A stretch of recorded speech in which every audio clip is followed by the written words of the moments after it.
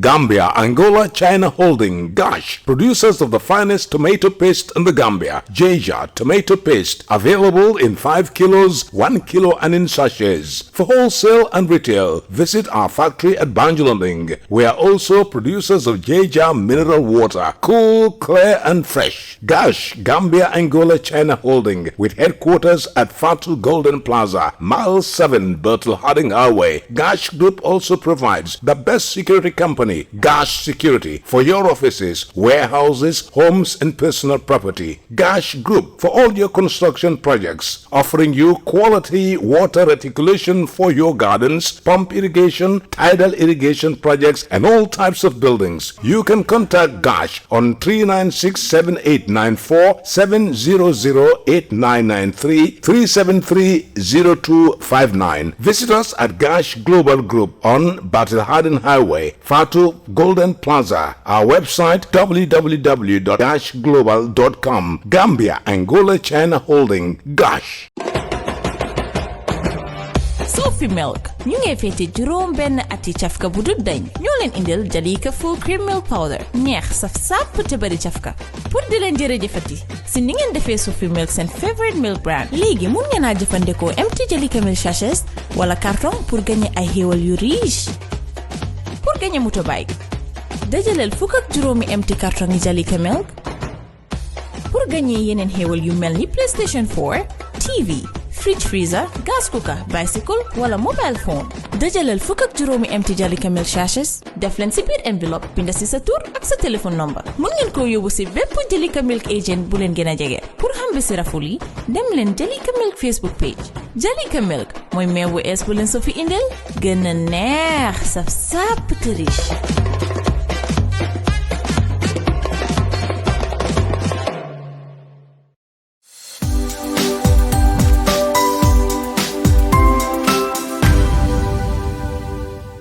South Africa Global is the first and biggest private estate developer in the Gambia and present in 7 other African countries. We take pride in leading innovation in all spheres of real estate sector in the Gambia and beyond. As such, we are launching the development of the first smart and modern office and retail towers in the Gambia called TAF Twins. The TAF Twins is located in the heart of the Kanifing institutional area and 10 minutes drive away from Banjul. TAF Twins is designed to have 5 floors of office spaces ranging from 50 square meters to over 1,000 square meters with 2 elevators, central air conditioning, 24 hours electricity and water supply, with the ground floor reserved for banking, supermarket, restaurant and coffee shop. For your bookings and reservations, please call now on 376-2333 or 776-2333. Thank you.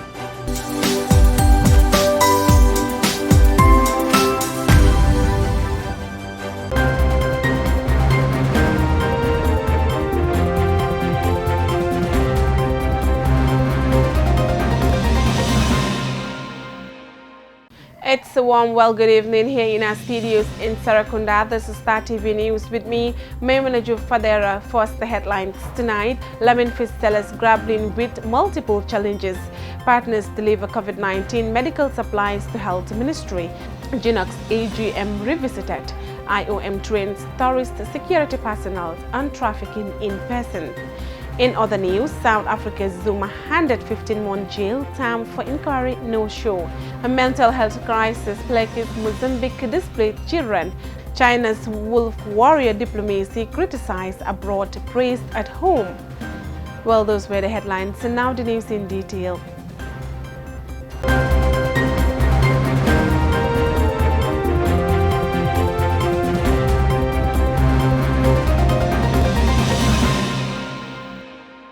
Women first sellers at Lamin NTC are an important part of the nutrition value chain for hundreds of households in that part of the country, but they are currently grappling with multiple challenges.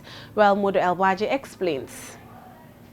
Artisanal fisheries subsector provides direct and indirect employment for thousands of Gambians, but the sector's ability to put food on the tables of many is now under constant threats. Artisanal fisheries subsector's crucial role in ensuring equitable household income distribution, improvement of the nutritional status of thousands and its growth prospect are rolling back. As the average Gambian struggles to make ends meet, complaints about foreign vessels depleting the country's waters are growing louder. Many are forced to watch their livelihoods slowly disappear under their eyes as catches dwindles. One of the concerns shared by the women at Lamen is the fish stock flight. The fishmongers narrated that the best fish is exported to Senegal and that this has serious effects on prices and the growth potential of their businesses. Jën bi de ñun de ci jën bi lañ nekka waaye xanaa seer jën bi moom léegi dafa seer trop ta dañoo indi jaay duñ ci am dara waaw jën bi moom seer na benn kees yaa ngi ko am ay 7,000. Fish is now very expensive. The wholesale price of fish is currently 7,000 and most of the fish we buy are very small but still expensive. The prohibitive cost of fish is as a result of many vessels that fish our waters. It's just a matter of survival for us because our daily earnings are very small, though we continue to thank the Almighty. Duñ mëna am jën yu baax yi moto yaa ngi taxaw di eb jën yi di ko yóbbu Sénégal jën yu baax yi rek suñ ko amee ñu ko eb di ko yóbbu Sénégal. Spoilage has proven to be another major challenge at the Lamen makeshift fish market. Cold store and adequate market space are high on the women's wish list. Léegi 5 and 10 minutes rek mu dem dégg nga ñu jigéen dañu soona amuñ marché bu ñuy jaayee marché amuñ ko bagage yëpp dafa seer. We the women of this country are seriously suffering. Imagine we couldn't even have a proper market space. Market space is a huge challenge here. Everything is nowadays expensive. And it's us, the women and youth, supporting the president. We are appealing to him to consider us. We reinvest a good chunk of our profit in buying ice blocks to preserve our fish. Therefore, we are calling on the government to provide solutions. Number one, malo. Hey, man fukki dom ak juroom la amé. Malo dafa seer de. Malo bi dega 1,400, 1,800. Lo dafa seer pour borom jobot jënd ko. Meanwhile, prices of fish continue to seriously affect the budget of many Gambian households. For Star TV, I am Modu Elbaji. The COVID-19 medical supplies been donated by the EU, UNDP, ECOWAS in Germany were on Tuesday delivered to the Ministry of Health at an event held at the Central Medical Stores in Kotu. Khadija Danso has more. Speaking during the handing over of the items, the Minister of Health, Dr. Ahmad Lamin Samate, highlighted the need for a robust healthcare system, saying the COVID pandemic has affected lives and livelihoods the world over. Dr. Samate re-emphasized that the Health Ministry has embarked upon ambitious renovation of health facilities across the country. Capacity nourishment programs, including co-graduating program for doctors, among others. He added that middle-level nurses would be also trained to ensure a proper healthcare system in the country. The health minister expressed gratitude for the donated COVID-19 medical items. To sit amongst you, to receive life-saving equipment that have been donated to the people of this country.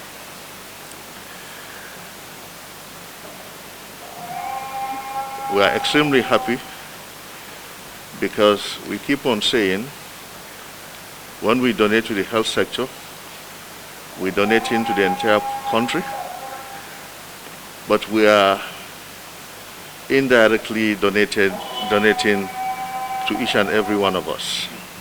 These items will probably be used by all of us at some point, at least to take samples to test for COVID-19. Most of us do it regularly.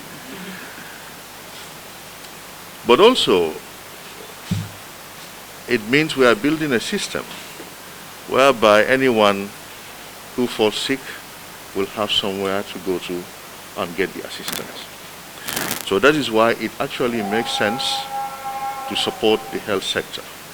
It actually makes sense. He thanked partners for their support to the country's COVID-19 fight. So at this juncture, we thank ECOWAS for their coordinating role since the beginning of this pandemic. And then WAHO, the West African Health Organization, for the leadership, under the leadership of the Director General, Professor Okolo, who has been relentless in making sure that we tackle COVID-19 using coordinated efforts so that no country is left behind. We sincerely appreciate the input of the partners. The UN system has been there throughout. The charge d'affaires at the German embassy, Isabel Bloch, highlighted that the German Federal Ministry of Economic Cooperation and Development has since 2016 remained active in supporting pandemic prevention. This, she went on, included the establishment of the regional program support to pandemic prevention in ECOWAS region by building capacity for infectious disease outbreak prevention and response to regional public health, considering the fact that diseases know no borders. She outlined German government's plans in combating COVID-19 in the country. That we are preparing for the future. And when the German Federal Minister of Economic Cooperation and Development, Dr. Gerd Müller, visited the Gambia 2 weeks ago, he announced that the German government will deploy further support to ECOWAS efforts to combat COVID-19 in the Gambia. And he pledged an additional 10 million euro for technical assistance activities and support for procurement of goods, especially laboratory equipment and training of health workers in the Gambia. Ms. Bloch disclosed that German government's next step will focus on laboratory and epidemiological capacity building. The EU ambassador to the Gambia, Corrado Pampaloni, has this to say. The development cooperation portfolio during the period 2014-2020 has amounted to 1 billion euros dedicated to peace and security, trade economic integration, food security, climate change adaptation, management of natural resources, and biodiversity protection. Since 2019, the EU has been actively supporting pandemic prevention and control in the ECOWAS region via its action support to the Regional Center to Surveillance and Disease Control, which is the regional hub for a coordinated preparedness and response to public health events emergencies in a project co-funded by the government of Germany. Through the GIZ RPPP project alone, the EU has channeled over 10 million euro in the COVID-19 response of ECOWAS and its member states. Technical assistance is a key part of building capacity, but sometimes material and equipment are also needed. This initiative is designed to meet that need. Part of a rolling program of procurement to support the ongoing response to COVID-19 and strengthen the health system in the region, the consignment handed over today contain critical person protective equipment consisting of aprons, gloves and boots, which will be used by the healthcare workers involved in the response activities and patient care. He expressed hope that the medical supplies will go a long way in supporting ECOWAS member states in controlling and containing further spread of COVID-19 within communities, as well as strengthening the healthcare system. Reporting for Star TV News, I am Khadijatu Dansu. The Gambia National Olympics Committee last Saturday held its AGM, but the annual gathering was not without controversy as representatives of various sporting organizations raised issues of concern to them and their organizations. Hadi M. Jaju reports. The AGM, held at the exquisite Paradise Suites Hotel, has served as an extremely vital forum for participants to vent their frustrations and dissatisfaction over the state of affairs at the National Olympic Committee. Shortly after the delivery of statement by the President and Secretary General of the Gambia National Olympic Committee, several speakers assumed the floor, including Lamin King Koli. Mr. Secretary General, we've received correspondence internationally, nationally, that basketball is an existing association in this country. This man represented the Secondary School Sports Association at the AGM. Let me start with the first point, a report on the Secretary General's, where he talks about giving a support in his report to 4 associations from 2017 to 2019, when by going through, you have about 27 member associations. Is it that the other member associations are not very important, or they don't organize sporting activities as far as that aspect is concerned? And the other thing is about the Secondary School Sports Association. Is a grassroots association and involved in various disciplines as far as the association is concerned. But there is no one time for almost 4 years, no support from the GNOC as a member of the association. He added that the Volleyball Association has a connection with the Secondary School Sports Association, but lamented that there was no moment that they were involved in the Volleyball Association. This man could not understand why the GNOC could hold only one AGM in 4 years. You followed up with all the regulations of the IOC and the Constitution. Only one AGM in 4 years. Tell him about the milestone. Please, let us help ourselves also. If you're attending international forums, meetings and the like, I mean, look at what we've been given. Leaflets, papers for an AGM, international organization like the National Olympic Committee. We could have got, you should have got a booklet by now that we could have shared with us. But I can understand if you look at the dates, even when the accounts were signed, it was sort of a rush thing. This should not be. We should have got a booklet organized. This is what is proper organization we're talking about here. You've lacked in that, you failed in that area. And I believe I can blame the president who should have taken this, the leader. Some members also wondered why the Secretary General's report on the 2020 Olympic year could not be circulated to members. Reporting for Star TV News, I am Hadi M. Jaju. The International Organization for Migration has guided personnel of the Gambia Police Force Tourism Security Unit for a 2-day training on the concept of trafficking in persons, their vulnerabilities and risk factors. Mode El Baji reports.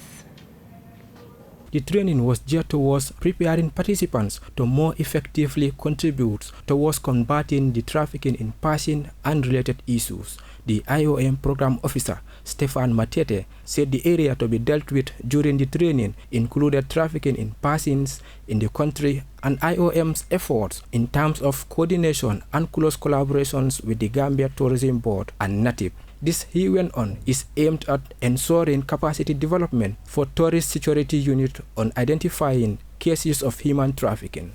Thank you very much. This training has been quite elaborate with regards to IOM and also NATIP focus with regard to strengthening the whole aspects of enhancing the capacities of the security officials with regard to trafficking in persons. This is not the first time this training is happening, but this is going to be the second phase with regard to the technical capacity building of the law enforcement officers to be able to properly identify and also properly investigate in terms of supporting the prosecution work of trafficking in persons in the country. So one of the things, we had an initial training in 2019, around November 2019, and we've seen a lot of progress with this because from that particular training, around 6 cases of victims of trafficking were actually reported by our gallant disciplined forces within the tourism security unit in terms of identification and also referral for support for cases of trafficking in persons in the country. Mr. Matete thanked the U.S. government and the National Support for Trafficking in Persons (NATIP) for funding the training. The Director General of the Gambia Tourism Board, Abubakar S. Kamara, described the training as vital in that it will help in empowering participants identify and arrest perpetrators of human trafficking. He urged the participants to optimally utilize the opportunity being rolled out to them. I would like the participants today to go back to their offices fully equipped with knowledge of how to be vigilant, how to be able to spot a trafficked person, either a boy or a girl, or even an adult male or female, and work with the police so that eventually we could curb the number of people being trafficked from the Gambia to abroad or from abroad to the Gambia. The Gambia is a popular tourist destination, and the need to provide capacity nourishment opportunity for tourist security personnel in identifying cases of human trafficking is overwhelming. For Star TV, I am Modu El Baji. Well, those were the local stories. We'll be back with international news. After the short break, please stay with us. We'll be right back. Gambia, Angola, China Holding, Gosh, producers of the finest tomato paste in the Gambia. Jaja tomato paste, available in 5 kilos, 1 kilo and in sachets. For wholesale and retail, visit our factory at Banjulunding. We are also producers of Jaja mineral water, cool, clear and fresh. Gosh, Gambia, Angola, China Holding, with headquarters at Fatu Golden Plaza, Mile 7, Bertel Harding Highway. Gosh Group also provides the best security company, Gosh Security, for your offices, warehouses, homes and personal property. Gosh Group for all your construction projects, offering you quality water reticulation for your gardens, pump irrigation, tidal irrigation projects and all types of buildings. You can contact Gosh on 396-7894, 700-8993, 373-0259. Visit us at Gosh Global Group on Battle Harden Highway, Fatu Golden Plaza. Our website www.goshglobal.com. Gambia, Angola, China Holding, Gosh.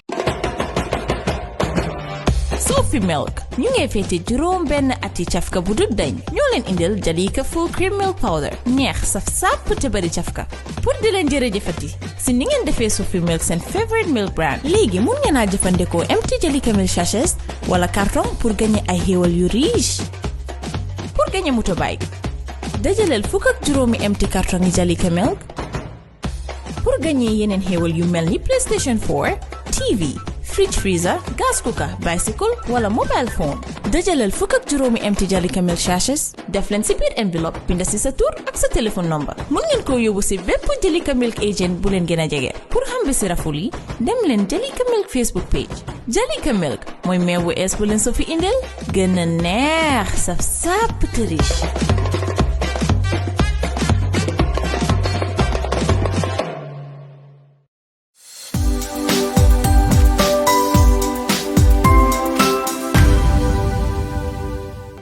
South Africa Global is the first and biggest private estate developer in the Gambia and present in 7 other African countries. We take pride in leading innovation in all spheres of real estate sector in the Gambia and beyond. As such, we are launching the development of the first smart and modern office and retail towers in the Gambia called TAF Twins. The TAF Twins is located in the heart of the Kanifing institutional area and 10 minutes drive away from Banjul. TAF Twins is designed to have 5 floors of office spaces ranging from 50 square meters to over 1,000 square meters with 2 elevators, central air conditioning, 24 hours electricity and water supply, with the ground floor reserved for banking, supermarket, restaurant and coffee shop. For your bookings and reservations, please call now on 376-2333 or 776-2333. Thank you.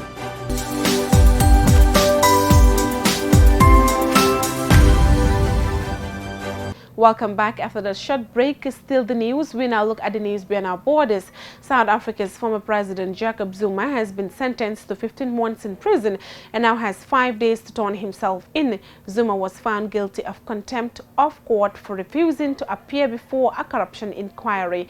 Al Jazeera's Faminda Mila reports from Johannesburg, South Africa. It's the first time a former South African leader is facing jail time. Jacob Zuma has been ordered to surrender himself to police within 5 days. He was sentenced to 15 months for failing to appear at a corruption inquiry. The Constitutional Court judge's decision leaves the former president with few legal options. And the extent to which Mr. Zuma has attempted to justify his defiance through public statements is of no relevance. The statements were not formally pleaded, so fall to be disregarded. The Constitutional Court can do nothing but conclude that Mr. Zuma is guilty of the crime of contempt of court. Zuma resigned from office in 2018 after his own party threatened to pass a vote of no confidence against him for allegations of high-level financial corruption and graft during his time as president. He's always maintained his innocence but has not cooperated with investigators. May I ask you then as to how you plead to the charges that have been put to you? I plead not guilty. Allegations against Zuma include many titans of industry, whom he is said to have allowed to plunder state resources and influence state policy. The former president maintains he's the target of a political campaign. But the Constitutional Court has described his defense and attempt to garner public support as insulting to the people of South Africa. Years of corruption scandals have left South Africa's new leaders with the unenviable task of restoring investor confidence in Africa's most industrialized economy. Famida Miller, Al Jazeera, Johannesburg. Hundreds of thousands of children and their families have been displaced in the conflict in northern Mozambique. Mozambique's government has been fighting armed groups linked to ISIS in Cabo Delgado since 2017. Aid workers are trying to help children displaced by the conflict adjust to life after the violence they experience. Al Jazeera's Lee Haddin reports. 9-year-old Milton doesn't know if he's an orphan.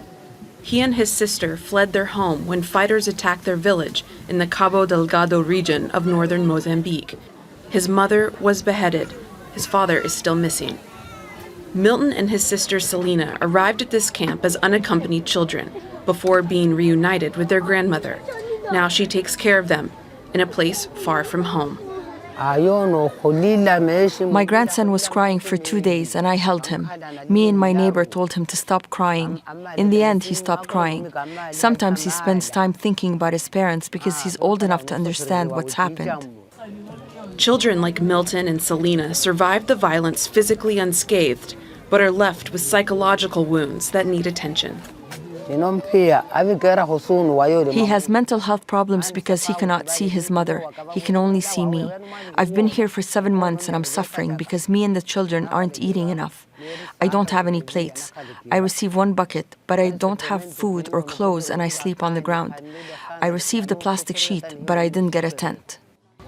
Aid workers are trying to help children like Milton and Selena adjust to life after the violence they've experienced. Smiles and laughs are big victories, but the hurdles of healing are relentless. In Cabo Delgado, we have suffered many crises, including cyclones. Many houses have been destroyed. Many children have experienced shock because they have no home to sleep in. In addition to this, there's been COVID-19. It's had a negative impact on many children as well. Many children have left school because of the pandemic, and the conflict has added a negative impact on many families. Mozambique's government has been fighting ISIL-linked armed groups in Cabo Delgado since 2017. The fighters say they want to set up an Islamic State. Save the Children says some parents run away with mental health issues of their own. Others are separated from their families, and the rest are usually killed.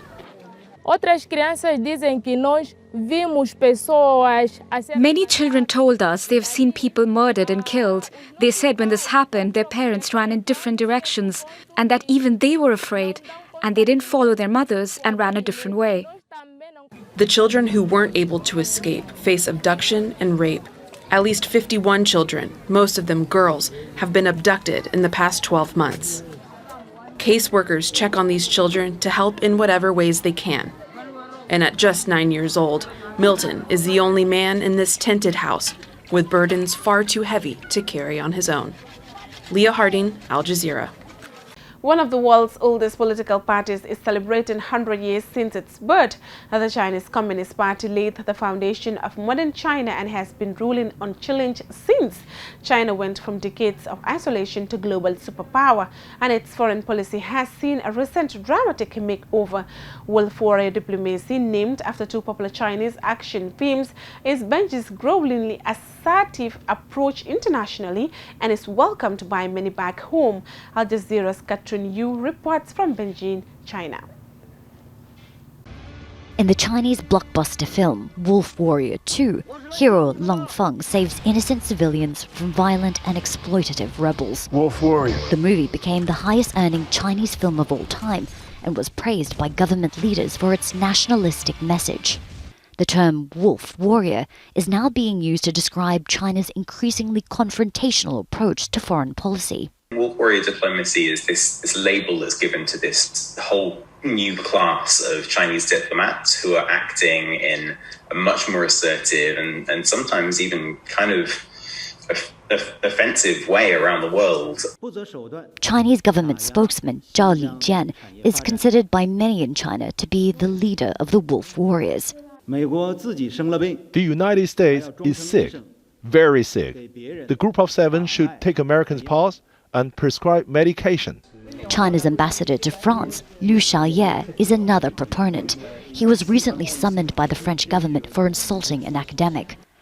The diplomat says China is merely defending itself from growing criticism of its policies, including allegations of human rights abuses against Uyghurs in Xinjiang, its crackdown on democracy activists in Hong Kong, and the handling of the pandemic and investigations into the origins of COVID-19.